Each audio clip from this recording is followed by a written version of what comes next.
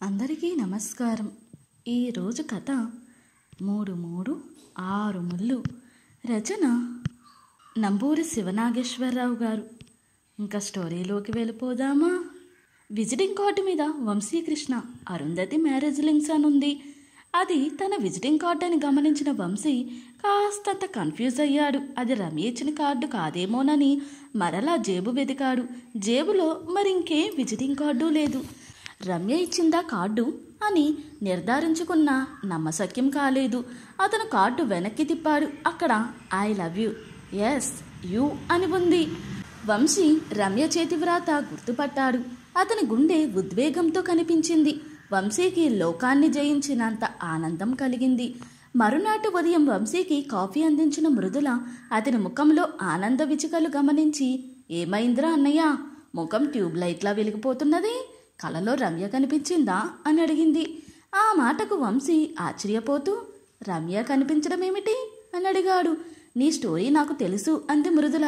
ఏం తెలుసు నీకు అన్నాడు వంశీ ఆశ్చర్యంగా. ఓసారి రమ్య నన్ను కాలేజ్ క్యాంపస్లో కలిసింది. నీ గురించి అన్ని సంగతులు అడిగి తెలుసుకుంది.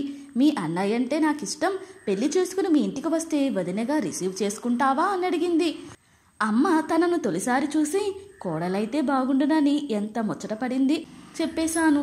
అది విని రమ్య చాలా సంతోషించింది. అయితే తను నన్ను కలిసిన సంగతి నీతో చెప్పవద్దని చెప్పింది అని విపులీకరించింది మృదుల.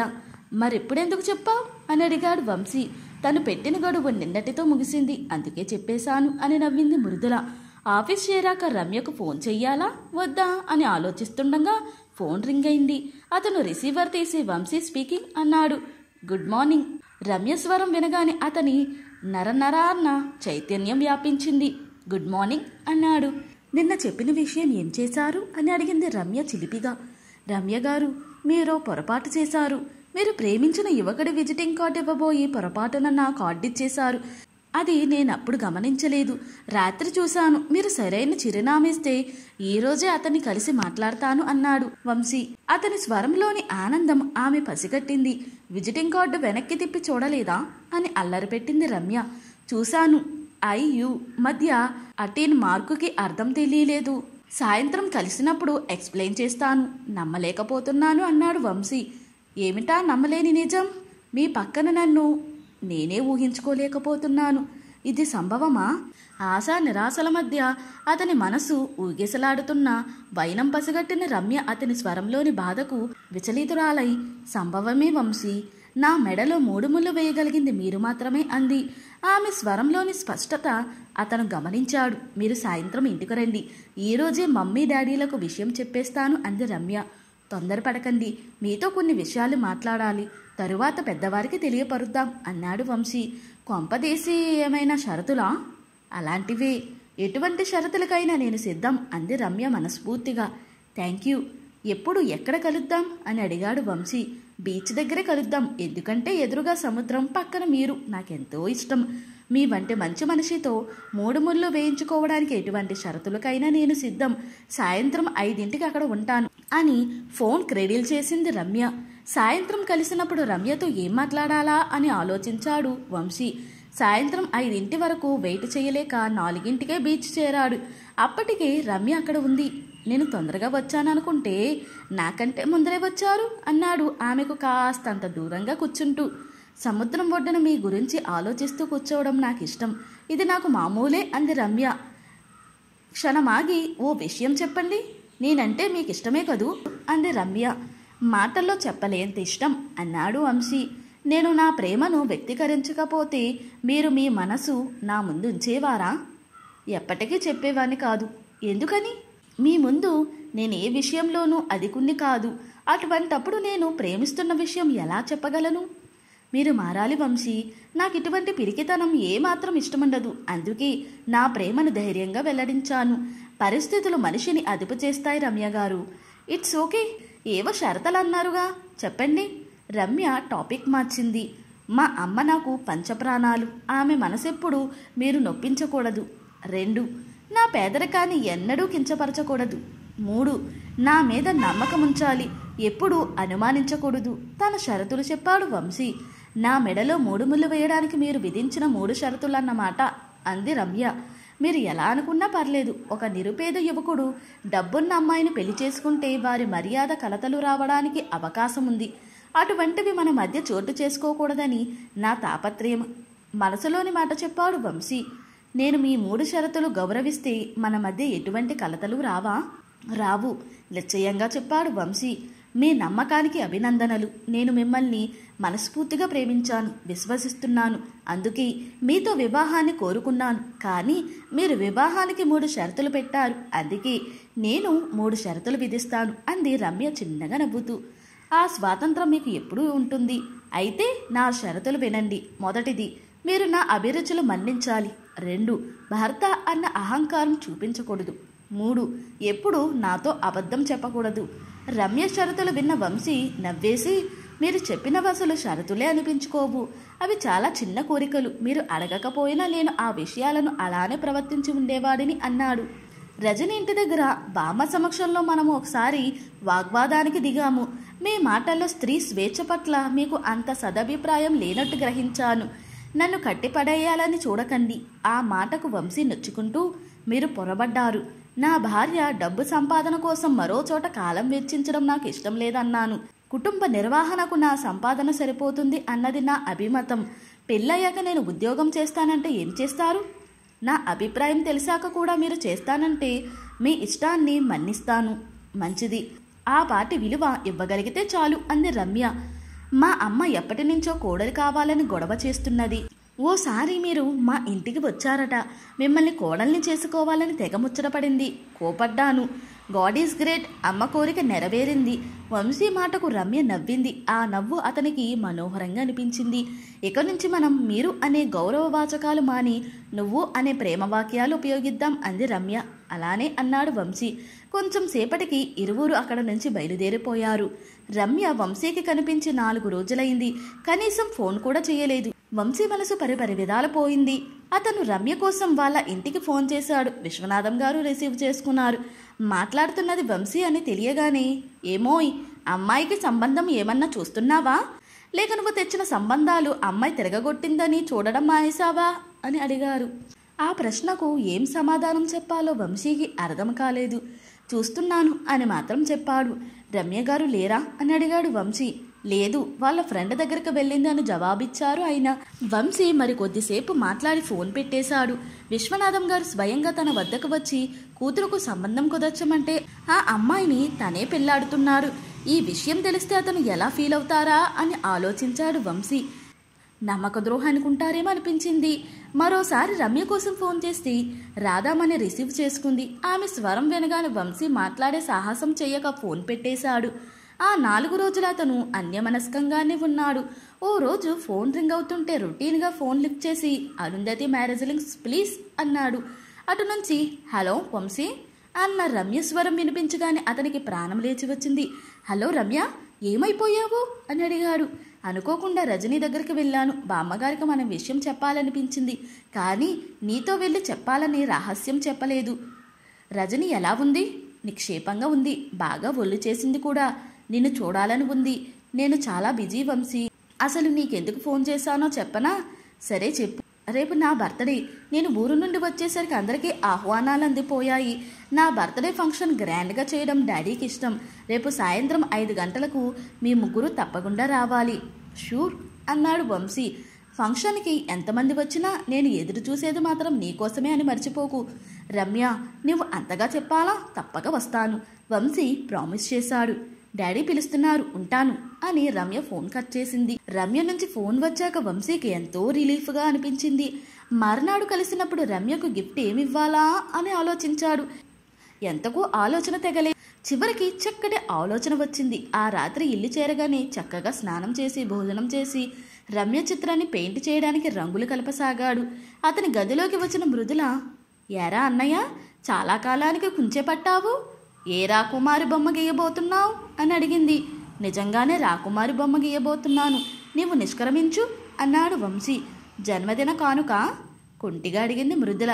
వంశీ చెల్లెలు వంక అనుమానంగా చూస్తూ, రమ్య నిన్ను కలిసిందా అని అడిగాడు. ఎందుకు చెప్పాలి? నిష్క్రమించమన్నావు కదా అని బెట్టు చేసింది మృదుల. ప్లీజ్ చెప్పు అన్నాడు వంశీ. కలవలేదు, ఫోన్ చేసి చెప్పింది అన్నది మృదుల.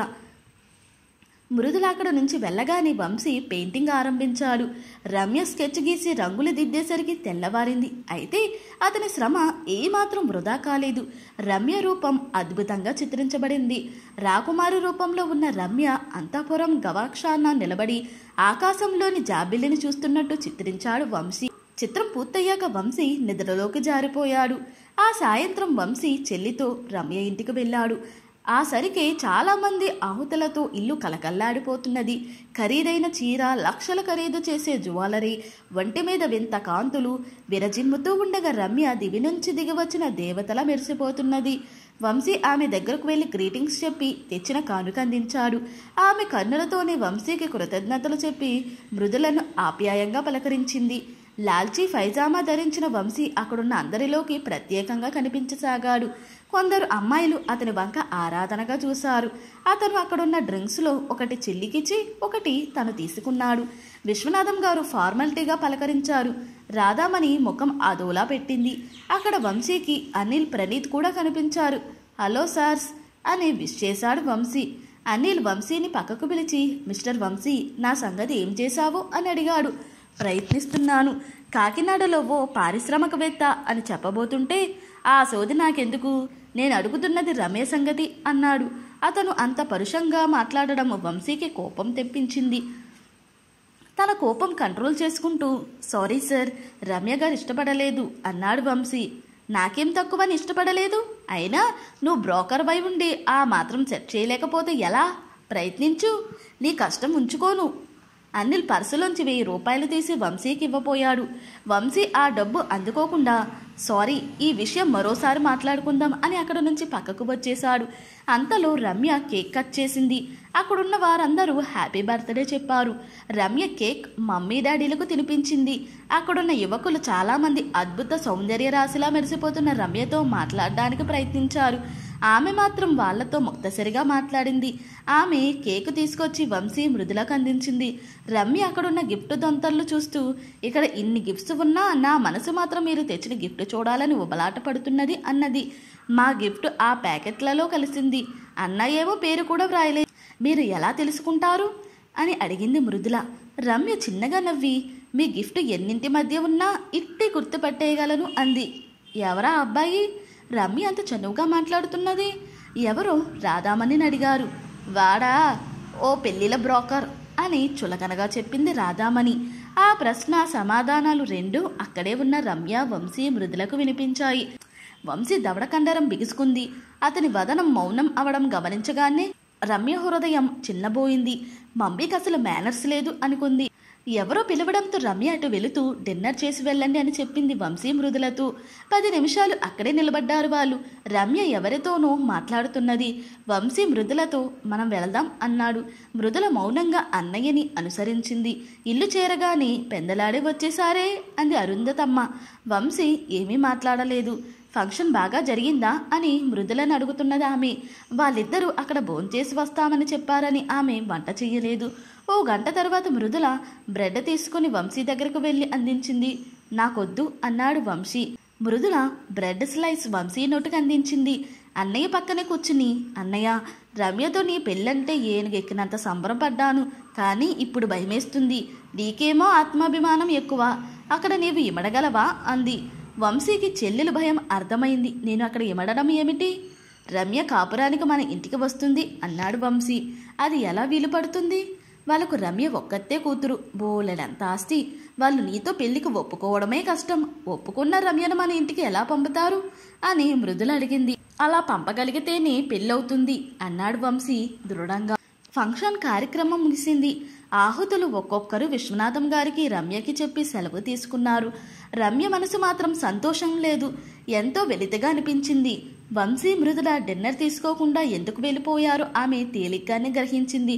మరోసారి మమ్మీకి బొత్తిగా మేనర్స్ లేదు అని కసిగా తిట్టుకుంది.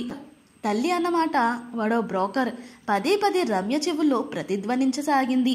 ఆ మాట తనకే అంత బాధ కలిగిస్తే వంశీ ఎంతగా బాధపడి ఉంటారో అర్థం చేసుకుంది. రమ్య, డిన్నర్ తీసుకుందాం రా అని పిలిచారు విశ్వనాథం గారు. ఇంతకుముందు ఫ్రెండ్స్తో తినేశాను డాడీ అని అబద్ధం చెప్పింది రమ్య. ఆయన నమ్మేశారు. అక్కడి సోఫాలో కూర్చుని ఉన్న రమ్యకు గిఫ్ట్ ప్యాకెట్స్ కనిపించాయి. వంశీ ఇచ్చిన గిఫ్ట్ చూడాలనిపించి అక్కడకు నడిచింది. ఒక్కో గిఫ్ట్ ప్యాకెట్ పక్కన పెడుతుండగా కనిపించింది వంశీ ఇచ్చిన గిఫ్ట్ ప్యాకెట్. అన్నిటి మధ్య అది కలిసిపోకూడదని రమ్య ఆ ప్యాకెట్కు ఓ గులాబీ గుచ్చింది. అందుకే తేలిగ్గా గుర్తుపట్టగలిగింది. ప్యాకెట్ ఓపెన్ చేయగానే కనిపించిన పెయింటింగ్ చూసి రమ్య విశాల నయనాలు విస్మయంతో మరింత పెద్దవయ్యాయి. ఓ అందమైన రాకుమారి అపురూప అలంకరణతో అద్భుత లావణ్యంతో మెరిసిపోతూ అంతఃపుర గవాక్షాన నిలబడి ఆకాశంలోని జాబిల్లిని చూస్తున్నది. ఆ రాకుమారులు రమ్య పోలికలు సుస్పష్టంగా కనిపిస్తున్నాయి. రమ్య క్షణం పాటు సర్వం మర్చిపోయింది. ఆ తరువాత తెప్పరిల్లి ఆ పెయింటింగ్ మీద ఆర్టిస్ట్ పేరు కోసం వెతికింది. ఓ మూల చిన్ని అక్షరాలతో వంశీ పేరు కనిపించింది. ఆమె ఆశ్చర్యపోయింది. వంశీ అంత గొప్ప ఆర్టిస్టు ఎప్పుడు చెప్పనేలేదు అనుకుంది. అంత అందమైన పెయింటింగ్ వంశీ వేశాడంటే రమ్య హృదయం సంతోషంతో పొంగిపోయింది. మరుసటి రోజు సాయంత్రం రమ్య వంశీ ఆఫీస్కు వెళ్ళింది. లోనికి అడుగు పెడుతున్న రమ్యను చూడగానే వంశీ చిరునవ్వుతో ఆహ్వానించాడు. ఆ నవ్వును ఆమె సంతోషంగా రిసీవ్ చేసుకోలేకపోయింది. క్షణం ఆలస్యం చేయకుండా, సారీ వంశీ, నిన్న మా మమ్మీ మాట మిమ్మల్ని ఎంత బాధించి ఉంటుందో నేను ఊహించగలను. మమ్మీ తరపున నేను క్షమాపణ కోరుతున్నాను అన్నది తలదించుకుని. ఇందులో నీ తప్పేముంది క్షమాపణ కోరడానికి అన్నాడు వంశీ. ఆమె అలా మాట్లాడడం తప్పు, నీవెంత నొచ్చుకుని ఉంటావో నేను ఊహించగలను అన్నది. అందుకు వంశీ, మీ అమ్మగారి మనస్తత్వం తెలిసిందే కదా, బాధపడిన మాట వాస్తవమే గాని సీరియస్గా తీసుకోలేదు అన్నాడు. ఆ మాట రమ్య మనసు తేలికపరిచింది. మనం 7 అడుగులు వేయడానికి, ఆ తరువాత కలిసి సహజీవనం చేయడానికి మనం ఇటువంటివెన్నో ఎదుర్కోవాలని నాకు తెలుసు రమ్య అన్నాడు వంశీ. నీ సహృదయతకు కృతజ్ఞతలు అంది రమ్య మనస్ఫూర్తిగా. ఎప్పుడూ అల్లరిగా హుషారుగా మాట్లాడి నీవు ఇలా బరువుగా మాట్లాడడం బాగోలేదు. మా ఇంటికి ఆహ్వానించి అవమానించడం బాగుందా? ఇంకా విషయం మర్చిపో, నిన్న నీవు డిన్నర్ తీసుకోనే లేదు. బహుశా రాత్రి భోంచేసి ఉండవు. అలాంటిదేం లేదు అన్నాడు వంశీ. రమ్య, ఇప్పుడు నాతో కలిసి డిన్నర్ తీసుకోవాలి. ఇది నేను ఇస్తున్న పార్టీ తెలుసా? అంత మంచి గిఫ్ట్ ప్రజెంట్ చేసినందుకు అంది. ఆ మాట వినగానే వంశీ కళ్ళు కాంతివంతమయ్యాయి. గిఫ్ట్ నచ్చిందా అని అడిగాడు. నచ్చడమేమిటి, మార్వలస్. నీలో ఇంత గొప్ప ఆర్టిస్ట్ నుంచుకొని నాకు చెప్పలేదే? నీకు డ్యాన్స్ వచ్చన్న నిజం ఏనాడైనా నీవు చెప్పావా నాకు? ఆ మాటకు రమ్య అందంగా సిగ్గుపడింది. నేనేమంత చెప్పుకోవలసిన డాన్సర్ని కాదు. నేను అంతే చెప్పుకోదగిన ఆర్టిస్ట్ను కాదు. నీవంటే సరిపోతుందా? నీ పెయింటింగ్ నన్ను మరో లోకానికి తీసుకుపోయింది. రాకుమారిగా చిత్రించాలన్న ఆలోచన ఎందుకు వచ్చింది? నిజంగా నువ్వు రాకుమార్తెలానే ఉంటావు కాబట్టి అందంగా అబద్ధాలు చెప్పి విధే ఎక్కడ నేర్చుకున్నావు? నేను చెప్పేది నిజం. నీ అందం, హుందాతనం నాకెప్పుడూ రాకుమార్తెనే జ్ఞప్తికి తెస్తుంది. అతని మాటల్లోని నిజాయితీని రమ్య గుర్తించింది. మరి నీవెవరివి? నేను మామూలు సిపాయిని. ఆ మాటకు రమ్య నవ్వేసి, కబుర్లతో కాలం గడిపేస్తున్నావు, బయలుదేరు అని పైకి లేచింది. వంశీకి పైకి లేవక తప్పలేదు. రమ్య వంశీని ఖరీదైన హోటల్కి తీసుకుపోయింది. వంశీకి రమ్యతో కలిసి భోజనం చేయడం ఓ మధురమైన అనుభూతిని మిగిల్చింది. కారులో వెళుతున్నప్పుడు మన పెళ్లి సంగతి మీ అమ్మగారికి చెప్పావా అని అడిగింది రమ్య. చెప్పలేదు. నీవు మీ వాళ్ళతో మాట్లాడాక చెప్తాను అన్నాడు వంశీ. మన పెళ్లి గురించి నీకింకా అనుమానమా అని ప్రశ్నించింది రమ్య. అనుమానం కాదు, విషయం తెలిస్తే అమ్మ పెళ్లికి తొందర పెడుతుంది. నిన్ను రోజు చూడాలని గొడవ చేస్తుంది. అయితే మా వాళ్ళతో మాట్లాడేస్తాను. వద్దు, నా ఉద్దేశం ఏమిటంటే 2 నెలల్లో నీ పరీక్షలు పూర్తవుతాయి. అప్పుడు విషయం కదిపితే బాగుంటుంది అన్నాడు వంశీ. సరే, నీ ఇష్టం. నేను మీ ఇంటి దగ్గర డ్రాప్ చేస్తాను. అత్తయ్యను చూసినట్లు ఉంటుంది అంది రమ్య. వద్దు, నా స్కూటర్ ఆఫీస్ దగ్గర ఉండిపోయింది, అక్కడ డ్రాప్ చేయి అన్నాడు వంశీ. ఎవరితో ప్రమేయం లేకుండా కాలం ముందుకు సాగిపోతూనే ఉంది. రమ్య పరీక్షలు పూర్తయ్యాక వంశీని కలిసి మనం అనుకున్న ప్రకారం పరీక్షలు అయిపోయాయి. ఇప్పుడు మిగిలింది మమ్మీ డాడీలతో మన ప్రేమ విషయం చెప్పి వారిని పెళ్లికి ఒప్పించడమే అంది. వంశీ మౌనం వహించాడు. అతని మనసులోని భావాలను గ్రహించిన రమ్య, మనసులోనే లేనిపోని భయాలను పెట్టుకోకు, అంతా సవ్యంగా జరుగుతుంది అన్నది. ఆ మాటలు విన్న వంశీ హృదయం ఎందుకు సన్నగా కంపించింది. ఈ రోజే మా మమ్మీ డాడీలతో మాట్లాడి వాళ్ళేమన్నది రేపు ఫోన్ చేసి చెప్తాను అన్నది రమ్య. ఏదైనా గొడవ అవుతుందేమో అన్నాడు వంశీ సందేహంగా. డోంట్ వర్రీ, అవన్నీ నేను చూసుకుంటాను అంది రమ్య.